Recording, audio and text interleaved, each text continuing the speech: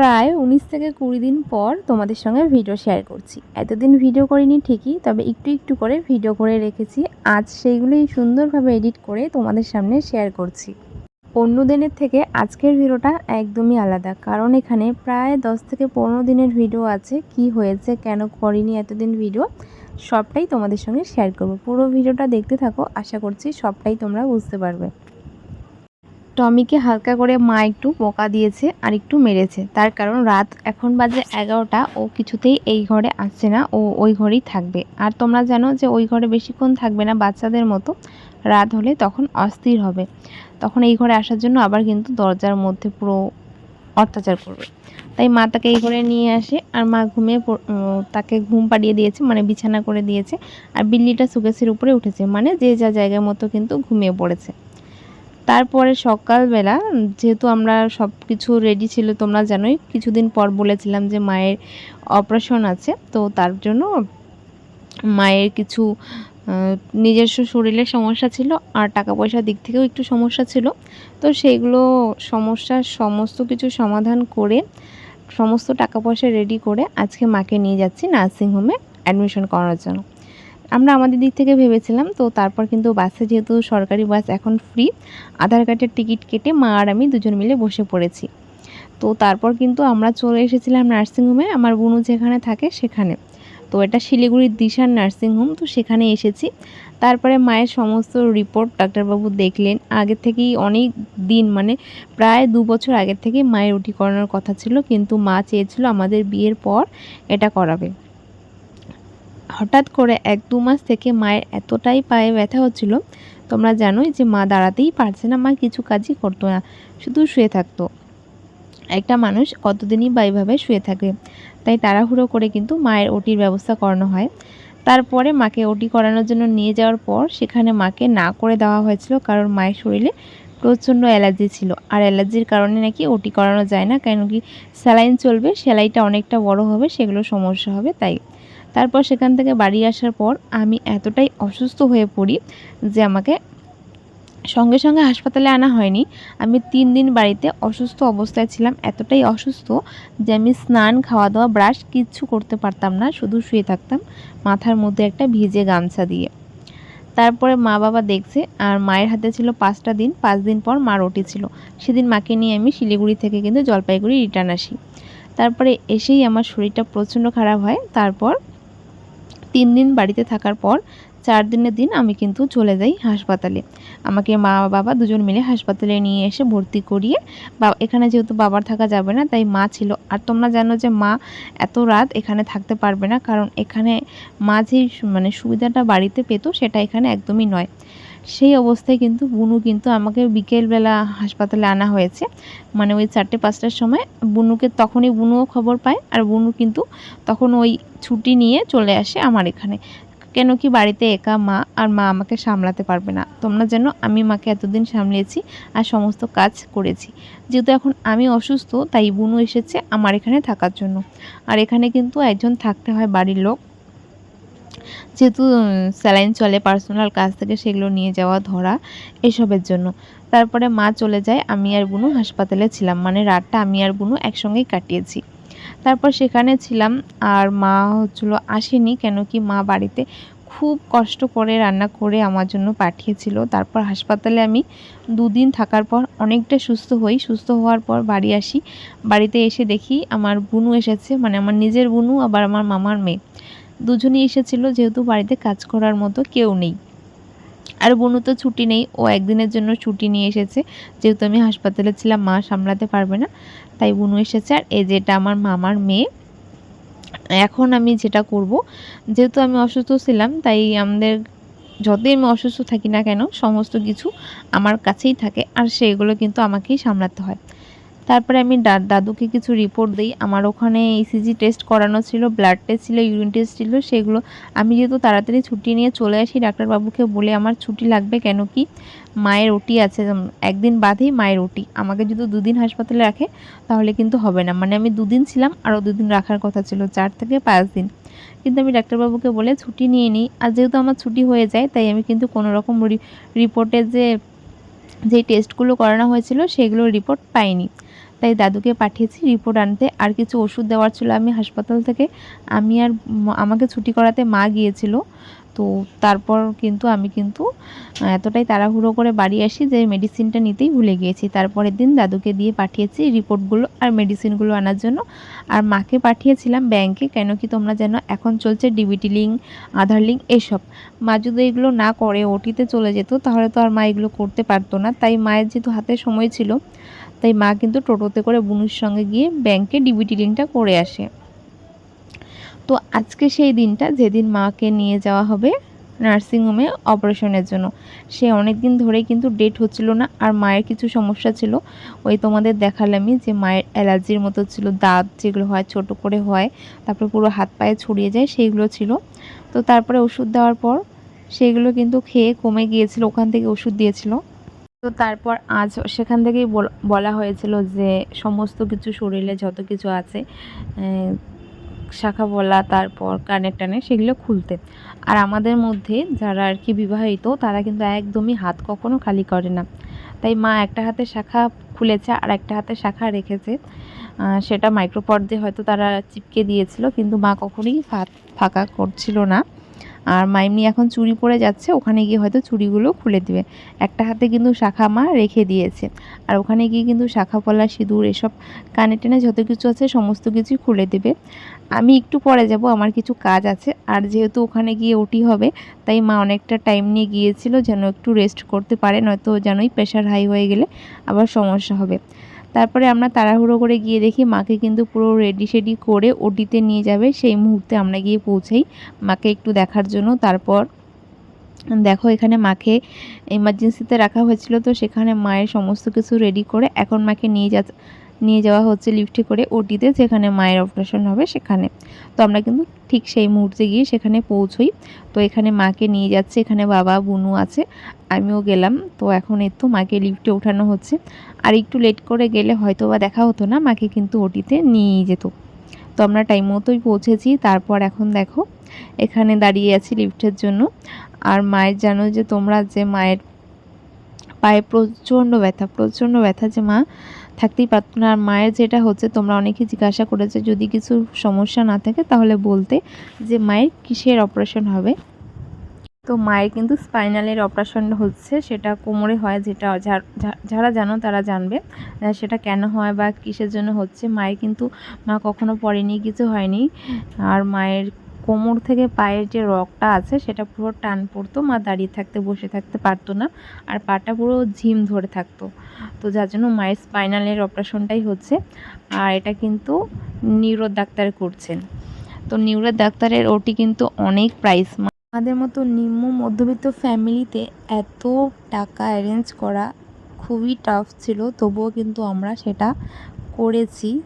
আমরা চেষ্টা করেছি যে করাবো, যতই টাকা লাগুক না কেন। প্রায় 2 লাখের উপর খরচ হয়েছে। হ্যাঁ, শুধু যে 2 লাখ তা না, 2 লাখের কিন্তু অনেকটাই বেশি খরচ হয়েছে। আর সেটাই কিন্তু আমাদের কাছে অনেক। আর বিপদের সময় কিন্তু একটা জিনিস ভালো মতো চেনা যায়, কে সত্যি আপন আর কে পর।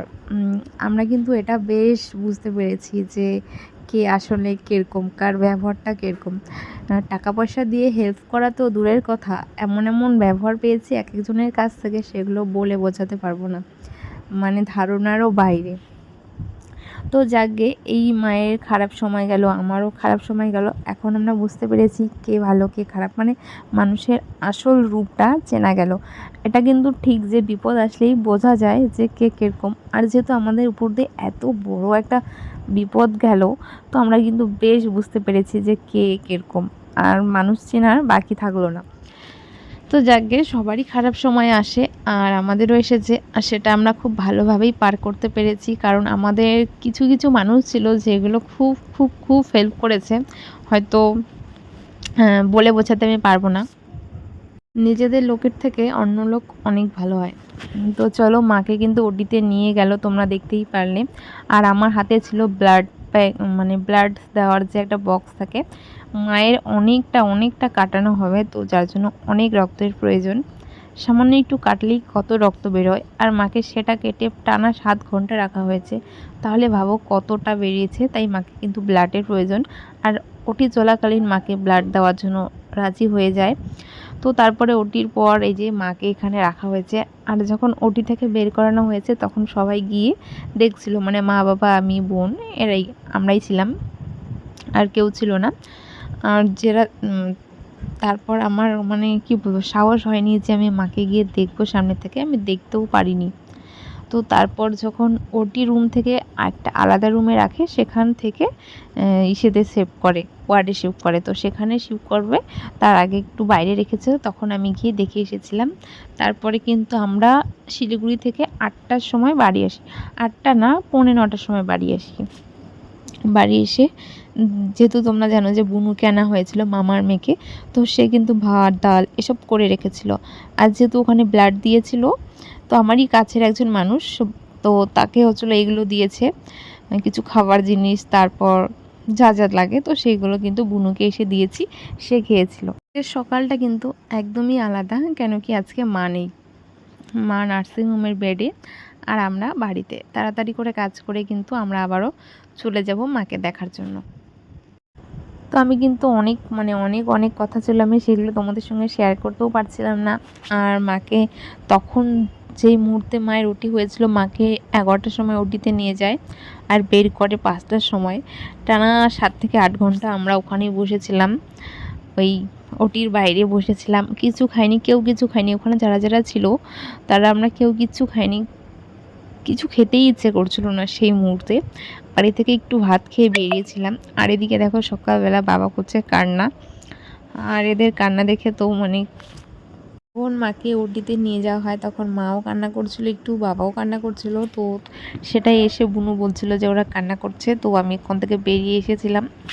তারপরে ওটির পরে সকালবেলা মাকে খেতে দিয়েছিল, মানে দুপুরের এটা খাওয়ার লাঞ্চ ছিল, তো মাকে খেতে দিয়েছিল রুই মাছ নাকি, আমি তো মাছ ভালো মতো চিনি না, মাছ, ডাল আর বাঁধাকপির কিছু একটা সবজি ছিল। তো সেগুলো দিয়ে মা খাচ্ছিল, সেগুলো বুনু ভিডিও করে আমাকে পাঠিয়ে দিয়েছিল। তারপরের দিন মানে যেদিন ওটি হয় তার পরের দিনই আমরা কিন্তু বাড়িতে খাওয়া দাওয়া করে আমি বেরিয়ে পড়েছিলাম মাকে দেখার জন্য। বাবা আগেই গিয়েছিল, বাবা গিয়েছিল 10টার টাইমে, আমি বিকেলবেলা গিয়েছিলাম। তো ওখানে একজন করেই অ্যালাউ করে, আর যেহেতু বুনু ওখানকারই স্টাফ, তো বুনু বারবার যেতে পারতো, ওর কোনো সমস্যা ছিল না, যখন ইচ্ছে তখন গিয়ে মাকে দেখতো, ভিডিও কল করতো, কথা বলতো। তারপরে মা ওখানে ঘুমিয়ে আছে, আর ওটির পর কিন্তু মা পুরো সেন্সলেস হয়েছিল। আমি গিয়েছিলাম, মায়ের সঙ্গে কথা বলেছি, মা তবু বলছিল আমি নাকি, ওদেরকে বলছিল যে আমি যাইনি কেন, তো মা ভুলে গিয়েছিল। এখন মা অনেকটা একটু সুস্থ আছে, তবে ব্যথা আছে, কারণ কি মায়ের অনেকটা কাটা হয়েছে, অনেকটা। তো এখন মা কথা বলছে, আর আমি কিন্তু গিয়েছিলাম বিকেলবেলার দিকে, কারণ আমি সকালের টাইমটাতে যেতে পারিনি, তখন বাবা গিয়েছিল। বাড়িতেও আত্মীয় স্বজন ছিল, মানে দাদু ছিল, বুনু ছিল, তো সেটাও দেখতে হবে। তারপরে কিন্তু ও যেহেতু ওখানে বুনু ছিল, তাই সেদিক থেকে খুব একটা চাপ হয়নি, বারবার বুনু যাচ্ছিল মায়ের ওখানে। আর এখানে যেহেতু বুনু ছিল, তাই আমাদের খুব একটা হ্যারাসমেন্ট হতেও হয়নি, সবটাই ও করেছিল ওখানকার যা যা আছে। আর টাকা পয়সার দিক দিয়ে তো আর কিছু বললাম না, সেইগুলো আমি অন্য কোনো একটা সময় বলবো। তবে ওখানে মানে আমার মাকে যেখানে রাখা হয়েছিল সেই নার্সিংহোমে কিন্তু অনেক অনেক মানে কি বলবো, হাই রেঞ্জ, বিলটা অনেকটা বেশি হয়েছে। আর ওটির পর একটা প্যাকেজ সিস্টেম ছিল যে 3 দিন পর মাকে ছুটি করানো হবে, কিন্তু মায়ের যেহেতু অবস্থা খুবই খারাপ ছিল, তাই এক্সট্রা 2 দিন রাখা হয়, সেটারও এক্সট্রা বিল আসে। তো সমস্ত কিছু যা যা ছিল আর কি, সমস্ত কিছু বিল টিল, আগড়া বাগড়া, ওষুধ, মেডিসিন, এক একটা জুতোর দাম 1000 থেকে 1500 টাকা অবধি সমস্ত কিছু করে তারপর কিন্তু মাকে ছুটি করানো হয়েছিল। তারপরে মাকে ওখানে রাখা হয়েছিল 5 দিন। 5 দিনের মধ্যে আমরা রোজ মানে শিলিগুড়ি থেকে জলপাইগুড়ি রোজ যাওয়া আসা করতাম, একবেলা করে মাকে দেখে আসতাম। মাঝখানে একটা দিন যাওয়া হয়নি। তো তারপর কিন্তু মা ভিডিও কল করেছিল, যেহেতু ওখানে বুনু ছিল, তো বুনু যেত আর ভিডিও কল করতো। আর এই যে মা হাঁটছে, এই হাঁটাটা দেখে এত এত খুশি লাগছিল কি বলবো। আর ওটির পর মা হাঁটছিল, মা হাঁটার সাহস পায়নি। ওখানে যেহেতু প্রচণ্ড গাইড করে, এত ভালো বিহেভিয়ার কি বলবো। আর ওখানকার মানে স্টাফ, যতগুলো স্টাফ আছে সবার বিহেভিয়ার অনেক ভালো। তবে যেহেতু নার্সিংহোম সমস্ত কিছু অ্যালাউ করে না, যেমন বাড়ির খাওয়া অ্যালাউ করে না, একজনের বেশি দুজন অ্যালাউ করে না, বেশিক্ষণ টাইমও দেখতে দেয় না, এদিক থেকে ওরা খুব ডিসিপ্লিন ছিল, তো সেইগুলো আমাদেরকে মেনটেন করতে হয়েছে। আর ওখান থেকে যা যা দিয়েছে সেইগুলোই। আর মা দেখো ওখান থেকে মানে নার্সিংহোম থেকে মা বলছে আমাকে বিড়ালকে দেখা, কুকুরকে দেখা, টমি কেমন আছে, এ কেমন আছে, ও কেমন আছে, বিড়ালগুলো। তো সেগুলোকে আমি দেখাচ্ছিলাম। তারপর দাদুকে দেখাচ্ছিলাম। দাদু যেহেতু অনেকটাই বয়স আর দাদু ওখানে যেতেও পারতো না, তাই দাদুকে ভিডিও কলেই দেখানো হয়েছে। আর মায়ের মুখে কিন্তু সব সময় হাসি। তোমরা দেখবে যখন মাকে নানা রকমের টেস্টগুলো করানোর জন্য নিয়ে যেতাম, তখন কিন্তু মা সবসময়ই হাসতো। প্রচণ্ড ব্যথা নিয়েও মা হাসতো। তো এই যে এখানে মা জিজ্ঞাসা করছে যে আমরা খেয়েছি কিনা, তখন বাজে 7টার মতো, তখন ভিডিও কলটা করেছিল। আর মা যেহেতু একটা শাখা খোলেনি, তো সেটা ওই যে মাইক্রোপড দিয়ে ভালো করে পেঁচিয়ে রেখেছিল। আর মায়ের হাতে চ্যানেল করেছিল। আর মাকে যেহেতু তখন খুবই সিরিয়াস ছিল, তাই মাকে অক্সিজেন লাগানো হয়েছে। আর ব্লাড চলছিল ওটির একদিন পরে ব্লাড দিয়েছিল আর কি মাকে। তো মা এখানে খাচ্ছে বিস্কিট। সন্ধ্যাবেলা যেহেতু ভিডিও কলটা করা হয়েছিল, তাই সন্ধ্যায় টিফিন দিয়েছিল। আর সেখানে খাওয়া দাওয়া মানে টাইম টু টাইম। আর ওখানে নার্সগুলো খুব কেয়ার করতো। মা এসে বলছিল যে উঠাতো, ভালো করে কথা বলতো, আর তারপরে স্নান করে দিত, প্রতিদিন ড্রেস চেঞ্জ করে দিত, খাওয়াতো। ওখানে যেহেতু বুনু ছিল, তাই সেই দিক দিয়ে খুব একটা সমস্যা হয়নি। যখন তখন কথা বলতে পারতাম আর ভিডিও কলে দেখতেও পারতাম। তো প্রায় 5 দিন পর আজ মাকে বাড়ি আনা হবে। আর তাই মায়ের সেখানে যেহেতু কিছুই রাখা হয়নি, ওখানে লকার ছিল রাখার জন্য, আমরাই রাখিনি। তো আমি সমস্ত কিছু বাড়ি নিয়ে এসেছিলাম। আর এখন আজকে তো দিয়ে পাঠালাম। মার যেহেতু কোমরের মধ্যেই কাটারা হয়েছে, তাই মা শাড়ি পরতে পারবে না, তাই মায়ের জন্য একটা পেটিকোটটা দিয়েছে ঠিকই, তবে সেটাও পরতে পারিনি, শুধু মাত্র একটা নাইটি পরেছে। তো মাকে এখন আনা হবে। তো ওই যে মাকে নিয়ে আসছে, আর আমরা কিন্তু রাস্তার মধ্যে বসে মায়ের জন্য অপেক্ষা করছিলাম। আর মাকে একদমই স্লোভাবে গাড়িতে করে আনা হচ্ছিলো, একদমই আস্তে, কেন কি ওই রাস্তাটা অনেকটাই ভাঙা ছিল। তো দেখো মাকে কিন্তু নিয়ে এসেছে অ্যাম্বুলেন্সে করে। এখন মাকে নামানো হবে। আর আমি ভেবেছিলাম হয়তো বা মা শুয়ে থাকবে, কিন্তু না, দেখি মা পুরো বসে আছে। আর মায়ের কিন্তু শরীরের দিক থেকে না হলো মনের দিকে অনেকটা জোর আছে। তো মাকে তো এখন ঘরে নিয়ে যাওয়া হচ্ছে। মা প্রায় 5 দিন পর আসলো। তো এখন মাকে ডাইরেক্টলি এই ঘরে রাখা হবে, কেন কি ওই ঘরটা প্রচণ্ড গরম। তো সমস্ত কিছু নিয়ে আমি কিন্তু ঘরে ঢুকছি। মায়ের জুতো, ব্যাগ, আর বুনু ওখান থেকে এসেছিলো ছুটি নিয়ে। তো বুনুরও জিনিসপত্র আছে, বুনু কালকেই চলে যাবে। তো এখন এই তো মাকে এখানে রাখা হচ্ছে। আর মা কিন্তু বেশিক্ষণ থাকতে পারবে না, কেন কি সবেমাত্র ওটির পর 5টা দিন হলো। তাই মা কিন্তু দেখো এসেই কিন্তু শরীরটা পুরো ছেড়ে দিল। আর এদিকে বুনু জুতোটা খুলে দিচ্ছে। আর এই যে মা এসেছে, মায়ের গন্ধ পেয়ে টমিটাও এসেছে। তো মা শুয়ে শুয়ে টমিটাকে আদর করে দিচ্ছে। মা ডাকলো, তো টমিটা কাছে আসছে দেখো বারবার করে, কেন কি অনেকদিন থেকে তো ও মাকে দেখছে না। আর তোমরা জানো যাদের বাড়িতে এরকম পশু আছে, যাদের মালিক আছে, তাদেরকে দেখলে ওরা কীরকম করে।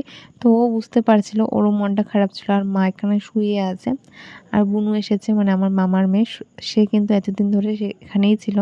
কেন কি আমি হাসপাতাল থেকে এসে যে খুব একটা হুটপাট করে কাজ করতে পারবো সেটা পারছিলাম না, কেন কি আমার হাতে প্রচণ্ড ব্যথা ছিল।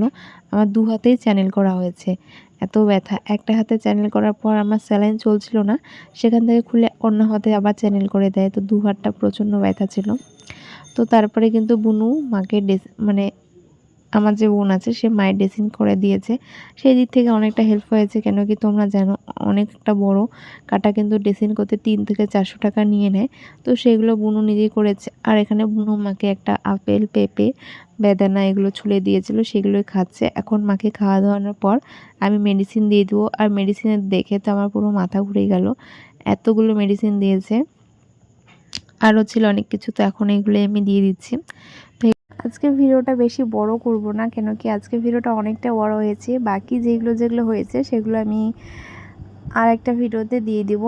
আর এখন এগুলো খেয়ে মা ঘুমিয়ে পড়বে। তারপরের দিনে এখানে আমি কিছু করে রেখেছিলাম একটুখানি ভিডিও। তো এখানে মাকে একটু চানাচুর দিয়ে দেবো, মা কিছু দিয়েই ভাত খেতে পারবে না। তো মাকে একটু চানাচুর আর পটল ভাজা, কাঁকরোল ভাজা এগুলো দিয়ে কিন্তু দিয়ে দিয়েছি। তো চলো আজকে ভিডিওটা আর বড় করছি না, এমনিতেই অনেক বড় হয়েছে। এখন মা ভাত খাওয়া দাওয়ার পর আমার অনেক কাজ আছে, আমি সেইগুলো করব। সবাইকে টাটা।